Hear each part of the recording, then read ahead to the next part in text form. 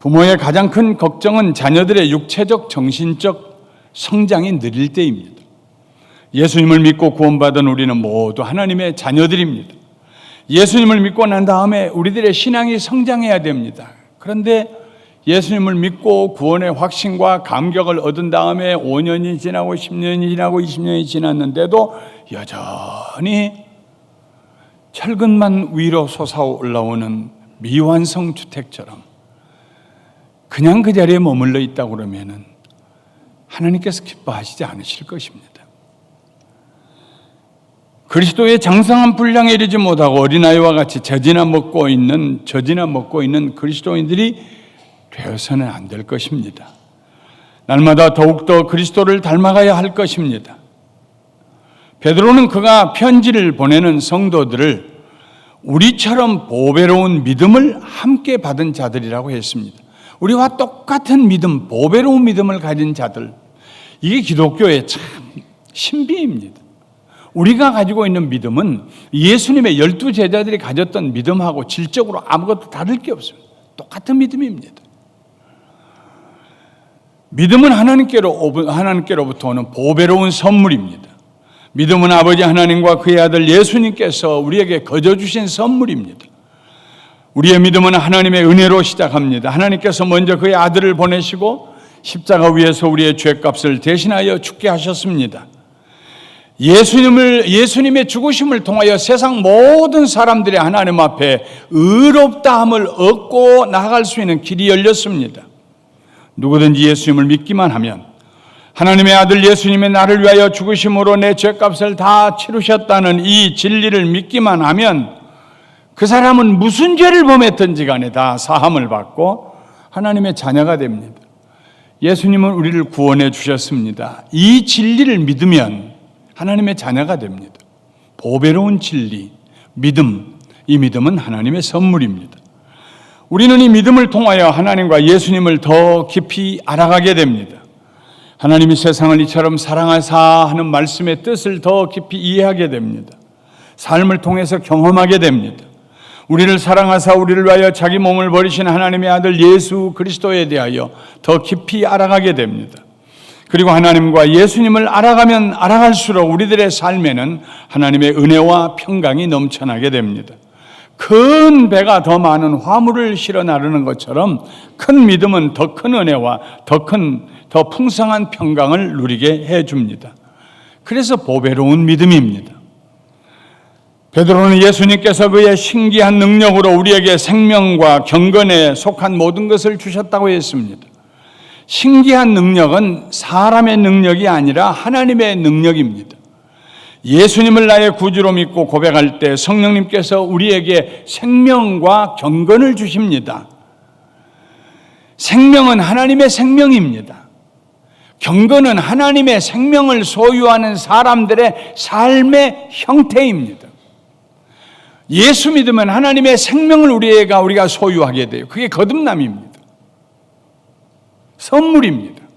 하나님의 생명을 소유하고 나면은 세상 사람들이 세상 생명을 가지고 사는 삶의 형태가 있는 것처럼 하나님의 생명을 소유한 사람들은 하나님의 생명을 가지고 사는 또 다른 삶의 형태가 있습니다. 그게 경건입니다.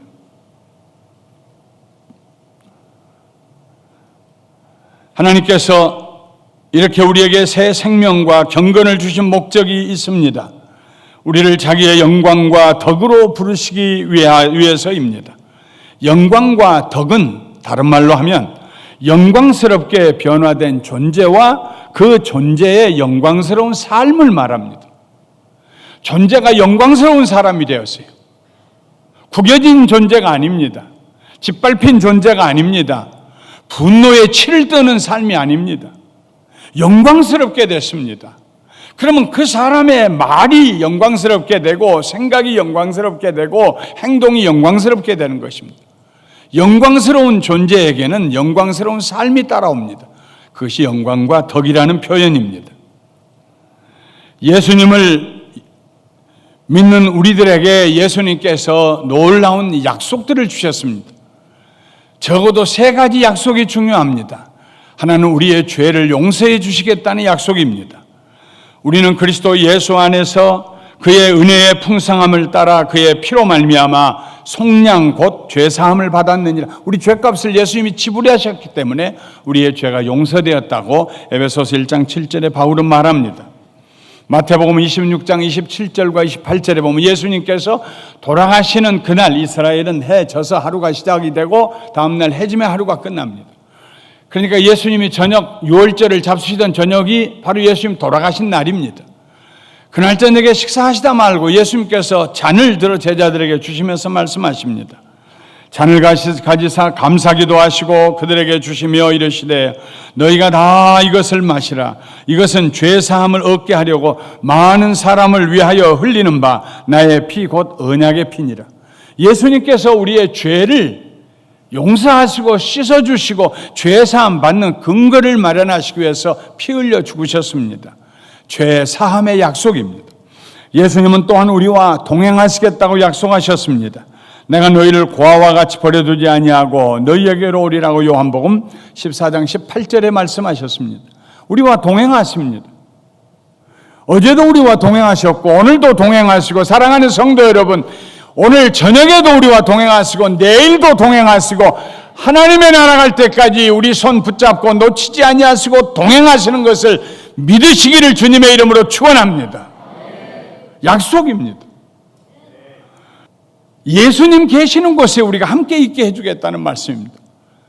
수시로 뵐 수 있도록 예수님이 계시는 곳에 우리가 함께 있도록 우리를 영접해 주시겠다고 약속하셨습니다. 죄사함의 약속, 동행의 약속, 우리를 그의 나라로 영접하시겠다는 약속. 예수님께서 이 약속을 주신 목적들이 있습니다. 그것은 이 세상에서 썩어질 것을 피하여 우리로 하여금 하나님의 성품에 참여하는 자들이 되게 하기 위해서입니다. 하나님의 나라에 들어갈 때까지 우리는 선한 싸움을 싸워야 합니다. 정치적인 싸움이 아닙니다. 내가 더 잘 살기 위해서 하는 사회적 계층의 싸움이 아닙니다. 선한 싸움입니다. 이 부패한 세상 한가운데로 끌고 들어가려고 하는 악한 세력들과 싸우는 싸움입니다. 그 부패하고 썩어져가는 세상을 곁눈질하고 부러워하고 유혹에 넘어가려는 우리 내면 속에 있는 정욕과 싸우는 싸움입니다. 이런 영적인 싸움에서 승리하게 하기 위해서 예수님께서 우리에게 약속을 주신 것입니다. 너희가 죄사함 받았느니라. 내가 너희와 함께 하리라. 내가 너희를 나 있는 곳에 영접하리라. 이 약속이 우리를 그리스도에게 연결시키고 그리스도 안에 머물게 하고 세상에 썩어져가는 세상에서 우리 자신을 지키며 싸우고 승리하게 해줍니다. 사도 베드로는 이 영적인 싸움에서 승리하기 위해서 하나님의 성품에 참여하라고 명령합니다. 하나님의 성품에 참여해라. 우리는 예수님을 믿음으로 구원을 얻습니다. 그러나 구원을 얻는 믿음으로 끝나서는 안 됩니다. 우리가 구원 얻는데 믿음 이외에 다른 것이 필요한 건 없습니다. 선행을 해야 한다는 것도 아니고 우리가 말이 아주 아름다워야 된다는 것도 아니고요. 남을 많이 도와줘야 된다는 것도 아닙니다. 믿음 하나면 됩니다. 예수 믿으면 됩니다. 구원은 그걸로 족합니다. 그러나 예수 믿고 구원 얻은 사람은 반드시 그가 소유한 새 생명의 능력과 그 생명의 영광이 우리의 삶을 통하여서 밖으로 나타나야 합니다. 사람의 성품이 그 사람됨을 보여줍니다. 그 사람 어떤 사람이에요? 하고 묻는 질문은 그 사람 성질이 어떻냐는 것입니다. 예수님을 믿고 구원받은 우리들은 한 사람도 예외 없이 하나님의 성품으로 옷을 입어야 될 줄 믿습니다. 옛 성품을 벗어버려야 돼요. 의식적으로 벗어버려야 돼요. 하나님의 성품으로 옷을 입어야 됩니다. 베드로는 우리들의 믿음 위에 더해져야 할 하나님의 7가지 성품을 말하고 있습니다. 믿음은 마치 크고 아름다운 새 집으로 이사 들어가는 것과 같습니다. 우리가 예수 믿으면 주소가 바꿔지잖아요. 우리는 세상에 속한 사람이 아니라 하늘에 속한 사람입니다. 그리스도 안에서 하나님 나라에 앉혀졌습니다. 주소가 바꿔집니다. 세상 사람이 아니라 하나님 나라의 사람입니다. 새 집으로 이사 갑니다. 예수 그리스도를 모시고 사는, 성령으로 충만하게 되는, 하나님을 예배하는 새로운 주거가, 새로운 공간이 영적으로 우리에게 주어집니다. 근데 크고 아름다운 새 집으로 이사 들어가면 채워 넣어야 되지 않습니까? 우선 전기가 들어와야 되죠. 수도도 들어와야 되죠. 하수도도 놔야 되죠. 가구도 들여놔야 되죠. 정원도 가꿔야 되죠. 새 집을 가꿔야 합니다. 이 가꾸는 것이 바로 하나님의 성품으로 옷 입는 것입니다. 우리가 이 세상에 썩어질 것들이 주는 유혹을 이기고 경건하고 영광스러운 삶을 살려면 우리의 믿음에 하나님의 성품으로 덧입혀져야 합니다. 이 세상에 가장 어려운 일이 성품의 변화입니다. 성품의 변화는 자연스러운 일이 아닙니다. 생각해서 되는 것도 아닙니다. 온 힘을 다하여 하나님 앞에, 하나님 제가 변화되기를 원합니다. 하나님의 성품으로 옷 입기를 원합니다. 성령님 저를 도와주시옵소서. 날마다 변화되게 해 주시옵소서. 구하는 자에게 하나님께서 반드시 응답하시고 언젠가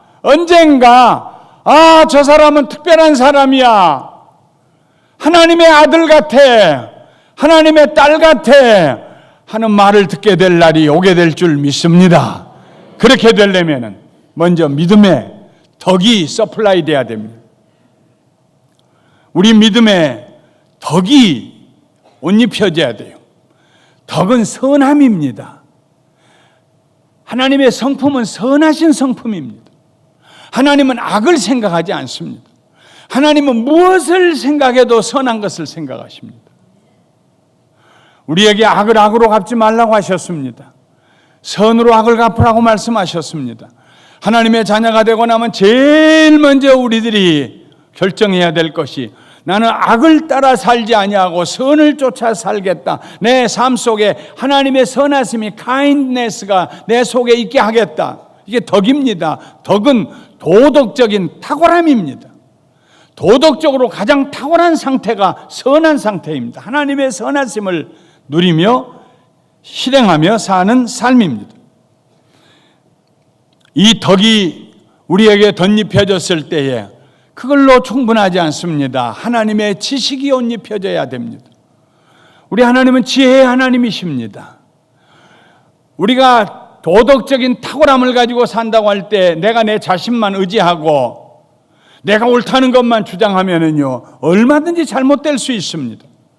정말로 하나님 앞에 거듭난 사람들은 아무리 자기가 옳다고 생각하는 것도 하나님 앞에 가지고 나갑니다.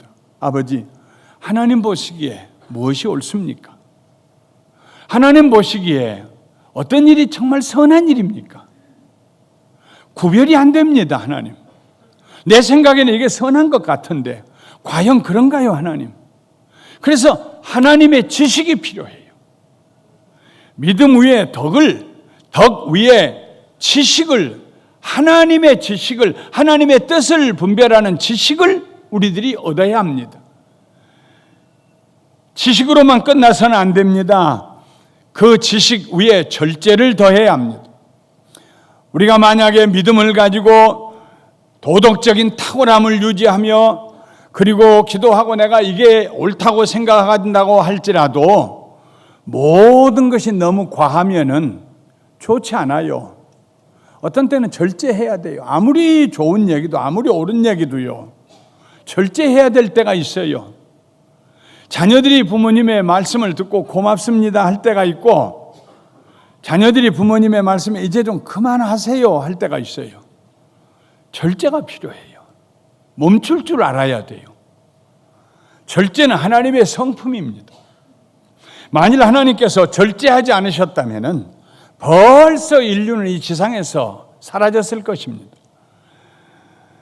하나님께서는 그의 심판을 절제하셨습니다. 분노하실 때 절제하셨습니다. 우리는 우리의 욕심을 절제할 수 있어야 합니다. 다 가져야 한다는 생각에서 자유해야 됩니다. 자족할 줄 알아야 됩니다. 말을 절제할 수 있어야 됩니다. 하고 싶은 소리라고 다 하는 거 아닙니다. 입을 다물어야 될 때가 있습니다. 분노를 절제해야 됩니다. 분을 품지 말고 품을지라도 해가 질 때까지 품지 말아라. 절제해야 됩니다. 잠언에 절제에 대한 말씀들이 많이 기록되어 있습니다.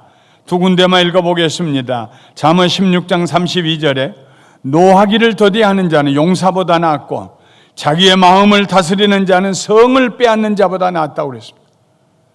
분노를 다스릴 줄 아는 사람, 위대한 용사보다 낫고 자기의 분노의 성질을 누를 수 있는, 절제할 수 있는 사람은 큰 성을 빼앗는 자보다 더 위대하다고 그랬습니다. 잠언 25장 28절에 자기의 마음을 제어하지 아니하는 자는 성읍이 무너지고 성벽이 없는 것 같으니라. 성읍이 무너지고 성벽이 없어요. 도둑이 들어와도 막을 길이 없어요. 있는 대로 분을 내고 절제하지 못하고 하고 싶은 말 다 하고 그리고 나면은 관계가 무너집니다. 깨어집니다. 삭막해집니다. 성벽이 무너진 것처럼 결국은 인생에 안정감이 없고 두렵고 불안하게 됩니다. 힘든 운동을 계속할 때 근육이 생겨나는 것과 마찬가지입니다. 특히 우리가 악한 자를 만날 때에 불평하지 말고 인내해야 됩니다. 하루아침에 끝장내려고 나서지 말아야 됩니다. 하나님의 손에 맡겨야 됩니다. 다윗은 칼로 자기의 원수의 문제를 해결하지 않았습니다. 정치적인 수완을 가지고 해결하지도 않았습니다. 다윗은 늘 하나님 앞에 나가서 무릎 꿇고 머리 숙이고 인내하면서 하나님의 도우심을 구했습니다. 시편 37편에는 다윗이 어떻게 시련의 때에 인내하고 승리했는가 하는 말씀이 기록되어 있습니다. 37편 7절부터 11절 말씀 우리 함께 읽어보겠습니다. 여호와 앞에 잠잠하고 참고 기다리라. 자기 길이 형통하며 악한 꾀를 이루는 자 때문에 불평하지 말지어다. 분을 그치고 노를 버리며 불평하지 말라. 오히려 악을 만들 뿐이라.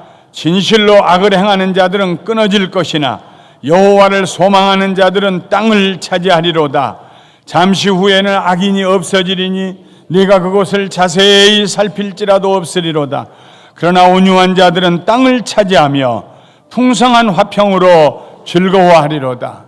잠잠하고 참고 기다리라. 여호와 앞에 잠잠하고 참고 기다리라. 할렐루야. 인내하는 성품, 하나님의 성품입니다. 인내로 끝나는 것이 아닙니다. 인내 위에 경건을 더해야 합니다.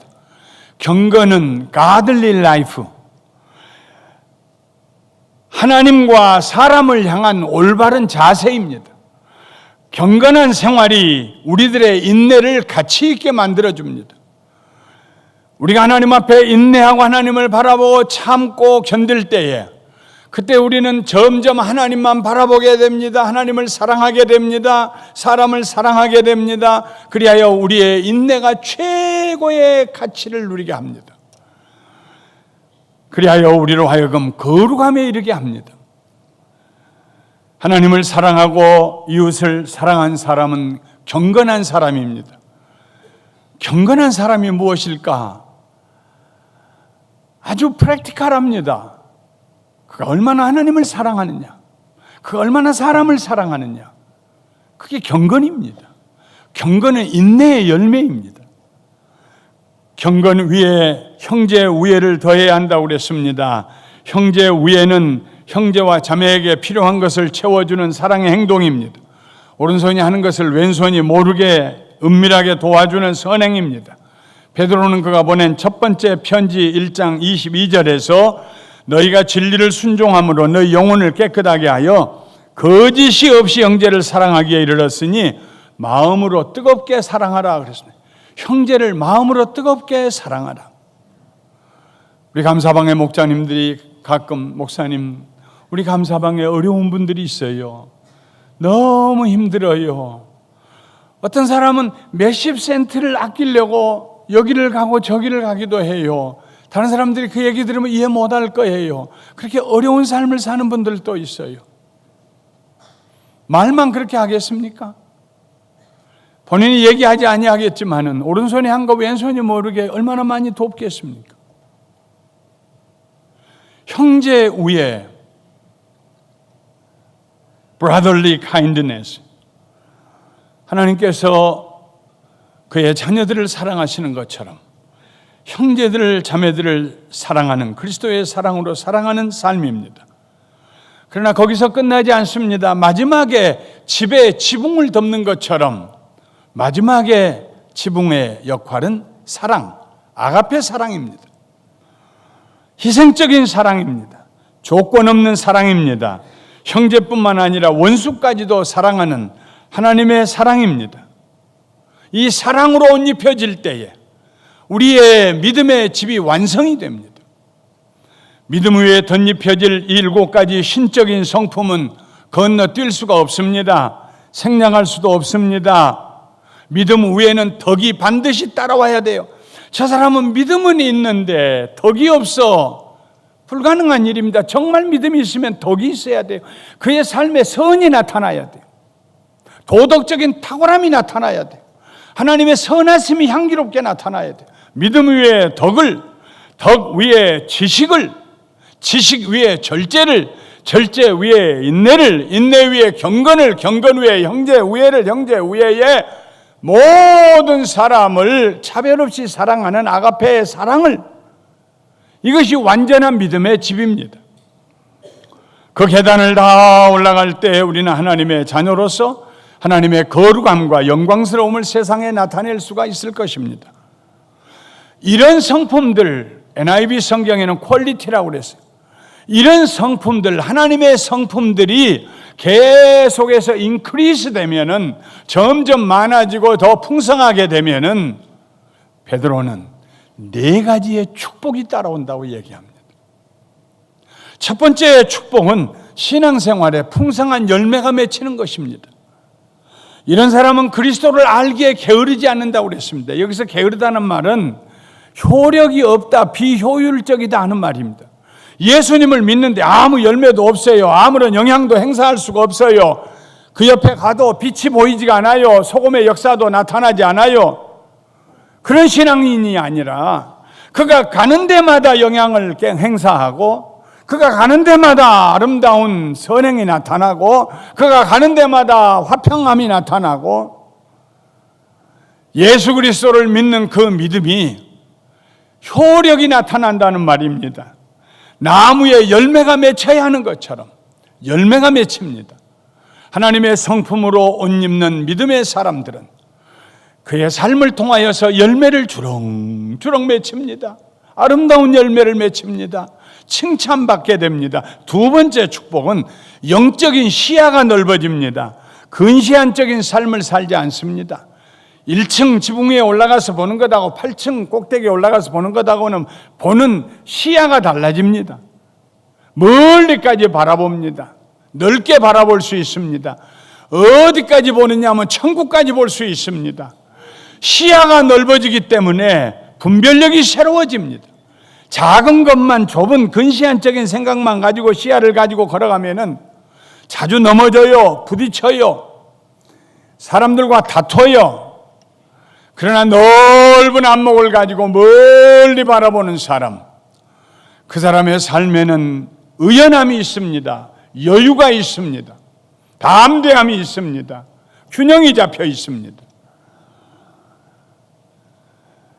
첫 번째는 신앙생활에 아름다운 열매가 맺히고, 두 번째는 영적인 시야가 넓어지고, 세 번째는 안전한 생활, 안전한 신앙생활을 합니다.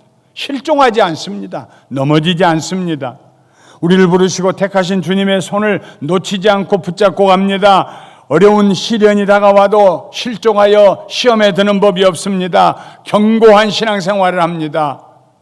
견고한 신앙생활. 사랑하는 성도 여러분, 우리 감사가족들은 사소한 일에 시험에 들지 말게 되시기를 주님의 이름으로 축원합니다. 바퀴가 작으면은요, 자갈돌에게도 걸려서 못 가요. 시험 들어가지고 나 교회 안 나갈 거야, 안 믿을 거야, 하고. 그러나 바퀴가 커봐요. 믿음의 큰 영적인 시야가 넓어져 봐요. 사소한 일에 개의치 않습니다. 그럴 수도 있는 것이지 뭐. 괜찮아. 하나님이 아시면 됐지. 때가 되면 이해가 되겠지. 사랑하는 성도 여러분, 평생 신앙생활하며 시험에 들지 말고 사시기를 주님의 이름으로 축원합니다. 미끄러지고 나면 얼마나 부끄럽습니까? 실족은 미끄러지는 것입니다. 네 번째 축복은 하나님의 나라에 들어갈 때 환영을 받는다는 말입니다.